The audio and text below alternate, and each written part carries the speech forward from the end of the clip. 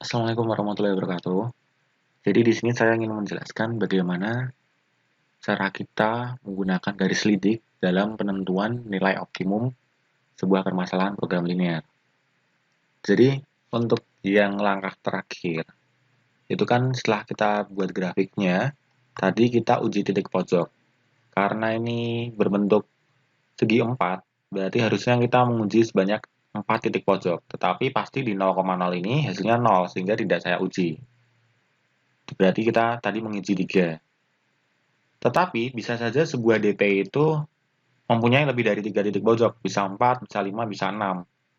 Maka dari itu, kalau misalkan kita memakai metode seperti ini, substitusi seperti ini, kan akan memakan banyak waktu, dan pasti akan lebih ribet kan, karena kita menghitung satu-satu.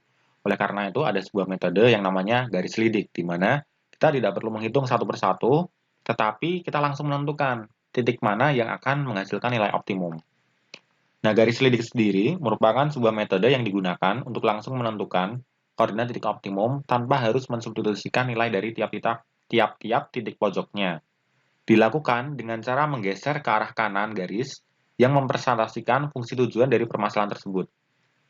Jadi, sebenarnya garis lidik itu harusnya ya, itu dilakukan dengan kalian memakai penggaris.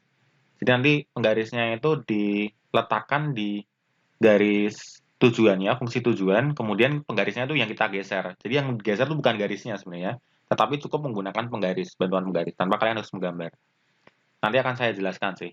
Nah, nanti titik pojok yang pertama kali terkena oleh sapuan garis merupakan titik yang menghasilkan nilai minimum, sementara titik yang tersapu terakhir merupakan titik yang menghasilkan nilai maksimum. Contohnya gimana sih? Contohnya kita pakai soal ini aja, kita tuliskan dulu fungsi tujuannya. Tadi ada fungsi tujuan, f, x, y, atau kalian boleh pakai z ya, terserah, sama dengan 5.000 x ditambah 10.000 y. Nah, kalau misalnya kalian pakai garis lidik, ini pertama-tama disederhanakan dulu boleh. Disederhanakan supaya kalian gampang dalam membuat garisnya ya. Karena kan harus ada yang garis mempresentasikan fungsi tujuannya. Nah ini, supaya kita gampang menggambar garisnya, ini kita kecilin, kita bagi 5.000 semua. Dia menjadi x plus 2y.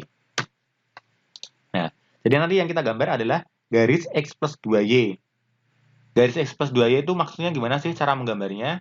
Cara menggambarnya berarti karena x-nya 1 ya, x-nya 1 berarti sama aja kayak di sumbu y itu angka 1, sementara karena y-nya itu angkanya 2, berarti di sumbu x nanti angkanya 2. Jadi kita balik, di sumbu x-nya dia yang angka 2, sementara di sumbu y-nya angkanya 1. Atau misalkan kalian masih bingung, kalian boleh isi sembarang di ruas kanannya. Jadi misalkan kalian membuat garis x plus 2y sama dengan 2. Nah, kayak gini. Ini untuk membantu ya. Jadi nanti jika y-nya 0, x-nya 2, jika x-nya yang 0, y-nya 1, terus kalian garis. Nah, contohnya itu saya pakai di GeoGebra ya. Jadi kalau misalkan kita pakai garis lidik, x plus 2y sama dengan 2. Nah, ini garis lidiknya nih. Kalau misalkan kalian gambar ya, nanti bentuknya seperti ini. Bayangkan kalau misalkan garis ini, garis lidiknya itu merupakan penggaris. Jadi kalian mepetin penggaris kalian ke garis lidiknya, kemudian kita geser. Jadi garisnya ini toh, nah ini kita geser nih, ini kayak geser penggaris ya. Ini DP-nya, ini DP, ini penggaris kalian. Dan kalau misalnya mau pakai garis lidik, itu ada beberapa catatan. Catatan yang pertama adalah gambar kalian harus benar. Jadi skalanya nggak boleh ngawur. Kalau misalkan 30, ya berarti sini 30. Pokoknya skala di sumbu X dan sumbu Y-nya itu kalian nggak boleh ngawur. Harus benar-benar persis. Satu satuan ya satu satuan. Dua satuan, dua satuan ya dua satuan. Kayak gitu. Nggak boleh tidak konsisten. Itu yang pertama.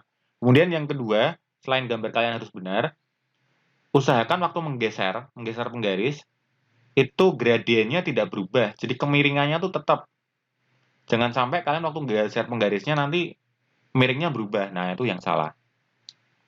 Nah, cara pakainya gini. Bayangkan ini penggaris kalian ya. Garis lidiknya ini merupakan penggaris kalian. Ini kita geser ke arah kanan. Ini DP, ini DP. Nah, kita geser gini. Nah, kan dia bertemu di titik pojoknya ya yang pertama, 0,0. Berarti 0,0 itu merupakan titik minimum. Kalau misalkan kita ganti dengan 0,0, nanti fungsi tujuannya akan mendapatkan nilai minimum. Kalau misalkan 0,0 nggak kita uji, kita geser lagi, dia akan pertama kali ketemu di titik yang, nah ini, 30,0. Berarti nanti titik minimumnya, paling minimum akan terjadi di saat X-nya 30, Y-nya 0. Di titik pojok yang pertama. Kita geser lagi ke arah kanan, nah dia ketemu di sini. Ini dia berarti 18,0 ya. Ini 0,18. 0,18 itu merupakan nilai yang kedua. Sementara kita geser lagi, nah dia akan bertemu di sini. Di titik potongnya, yaitu di 20,10. Artinya apa? Artinya nanti nilai maksimumnya akan terjadi ketika kita pilih titik potongnya. Titik potongnya nanti akan menghasilkan nilai paling maksimum. Minimumnya saat dia ada di 30,0. Ini sama seperti ini ya. Jadi 30,0 dia yang minimum, sementara dia maksimumnya terjadi di saat titik potongnya, yaitu 20,10. Jadi garis lidik ini bagus banget kalau misalkan kalian bisa memakainya. Dengan catatan, gambar kalian harus bagus. Dan yang kedua, jangan sampai waktu menggeser garisnya itu kemiringannya berubah. Cuma kalau misalkan kalian takut kalau misalkan ternyata yang tersapu itu salah, ya sudah, pakai aja uji titik pojok. Seperti itu. Itu ya. Terima kasih.